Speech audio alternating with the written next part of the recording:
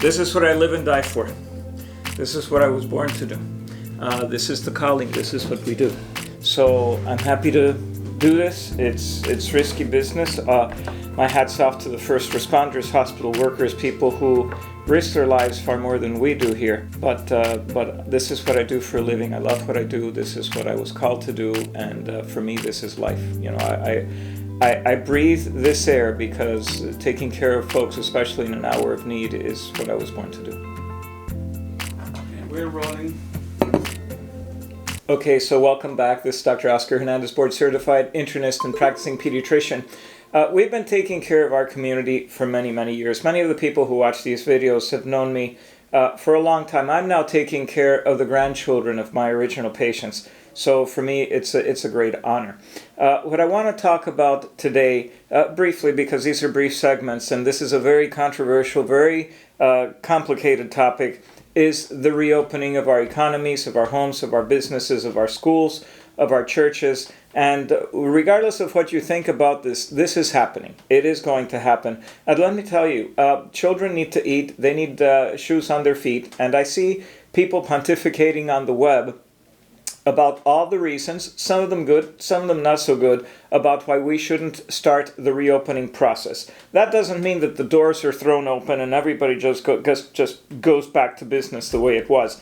That's not going to happen. But we need to start reopening. And those folks who say, no illness is acceptable, we're going to shut down until this is absolutely locked down, fabulously controlled, are living in fantasy. And it's easy for some people to say that if they don't have children to feed, if their income is secured, if they don't have to work for a living. And this idea of zero tolerance for any illness is fantasy because we live in a world full of illness, full of risk, full of automobile accidents and burnings and drownings and all kinds of terrible things that happen to us. So the question is, how are we going to manage the risk of going back to at least a semi-normal life? And that's the discussion we need to have. I've already talked about in a previous video about our very vulnerable populations, the people that we must absolutely protect with sword and shield, because these are folks that if they get ill,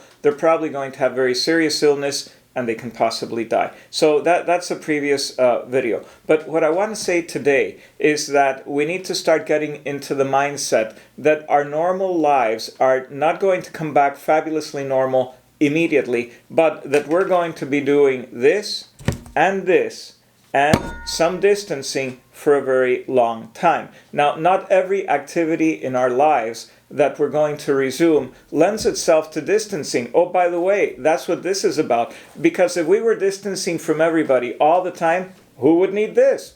Who would need this? Right? So it's very important that we realize that these two things that I keep showing up on camera, this is our bread and butter tool to keep ourselves as safe as we can and still not live in a bubble. But if you're keeping distance from folks, you know, I see people walking on the street or waiting at a bus bench or riding a bicycle and they have a mask on or a face covering. It's ridiculous. You know, you're not going to catch COVID just by riding your bike down the street.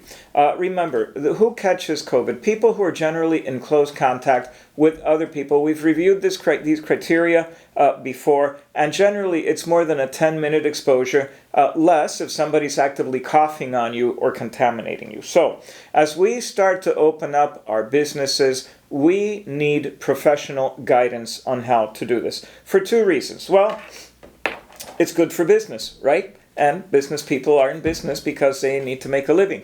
It's good for business, but why is it good for business that we follow good protocols? We have guidance from the Florida Department of Health. We have guidance from the White House Task Force on Coronavirus. We have other professional guidance. If you are a small business, seek professional guidance. Now, here I'm going to say something self-serving. You can go to our website, cvbac.com, Coronavirus Business Advisors and Consultants. And we are available to our community, to our state, to visit small, medium, and large businesses and guide them through this process. Yesterday, I was speaking to a very knowledgeable person. She says, my husband, where he works, the attorneys told them to check everybody's temperature when they went into a place. Well, there's good data that is pretty useless stuff to do. But hey, who said this?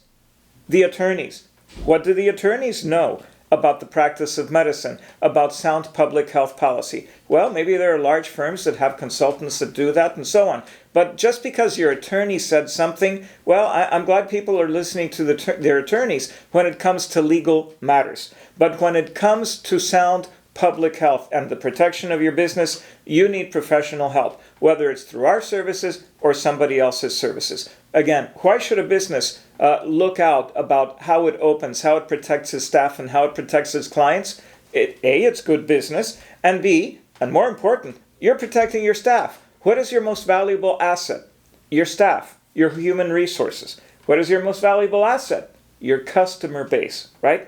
So if you are certified or you're following certain procedures, and there's no certification agency. When I say certified, I'm thinking again about our services through Coronavirus Business Advisors and Consultants. We give you plaques, window stickers, stuff like that, saying that your staff has been trained, that you understand proper sanitation procedures, that you understand proper distancing, that you've arranged your business if it accepts people coming in through an office or a retail setting in a way that maximizes distancing, that you understand surface sanitation, that your employees and yourself know how many people to let into a retail establishment, that they understand where your dispensing stations for sanitation products should be, that they understand where your stations for disposing of sanitation products should be. There's all kinds of things. Is your staff tested?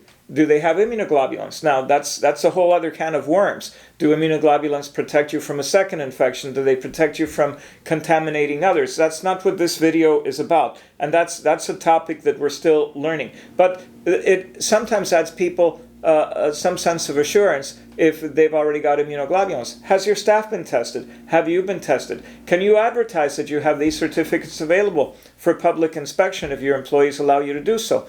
All of these things need to be looked at by small businesses, by civic organizations, by churches. I finished writing a document for the Christian Family Coalition about how to open up churches. And so that's all a process. Most attorneys don't know how to do this. A lot of doctors are not versed on how to do this because they haven't dedicated their time and effort to it. Like anything, it's not mystery, but it requires study. It requires preparation. If you need us, we're here. If you want to talk to me about this personally, you're my patient. I'm more than happy to do it. But the point is, open up your minds. We need to get back on our feet. We cannot live in a state of dependency on local, state, and federal governments for a handout. That's not what the American spirit is about. The American spirit is about self-reliance, the ability to get up on your own 2 feet. But you got to do that safely. It's not just willy-nilly. Again, it's not just this throw open the doors and we're doing all kinds of crazy stuff. I was looking at some videos that are posted about beaches that have opened in other states. Not necessarily in the Florida situation, but in other states. People are just flocking to beaches. They're tired of being cooped up, and the pictures that I saw were people basically almost shoulder to shoulder. Nobody's wearing any protective face masks. Folks, there's a right way to do things. There's a wrong way to do this. Talk to your doctor. If I'm not your physician, talk to your doc. If I'm your doc, we're here. We never closed. We've always been open. And like I was saying maybe at the beginning of the segment, I breathe and exist for the purpose of taking care of my patients. It's what I love to do. It's my calling in life. So if you're my patient, come talk to me about it. If you need our services, visit CVBAC, Coronavirus Business Advisors and Consultants. We're here for you. If you like the video, thumbs up. Please subscribe. If you don't subscribe, then you don't get these on an automatic basis.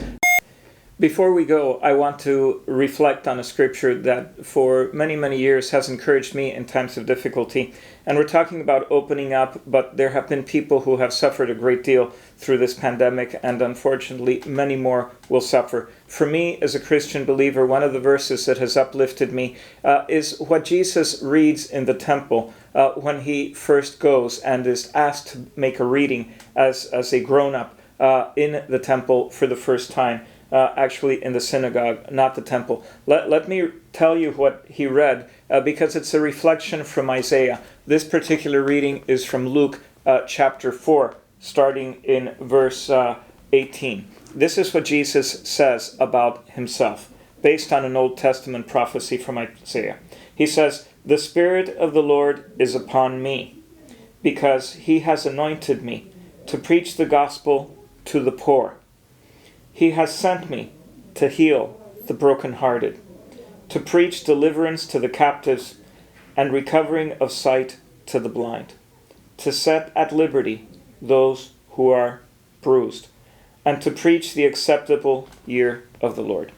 2020, for many people, has been a very, very difficult year. More difficulties are to come. But remember, if you are a person of faith, remember these words and so many others that are written in these great scriptures of inspiration. If this has been a hard year, if you are bruised, if you are brokenhearted, if you are blinded by the problems of the day, take heart that God is with you and that you will overcome, and that we are seeing the other end of the tunnel and there is a light. And now we may have to go through more tunnels as we come along, but no matter what, God sees us through the difficult times, the dark times, and rejoices in our gladness. Come back soon. We'll see you again. If you like us, subscribe, give us a thumbs up, keep your head up, and we'll go forward.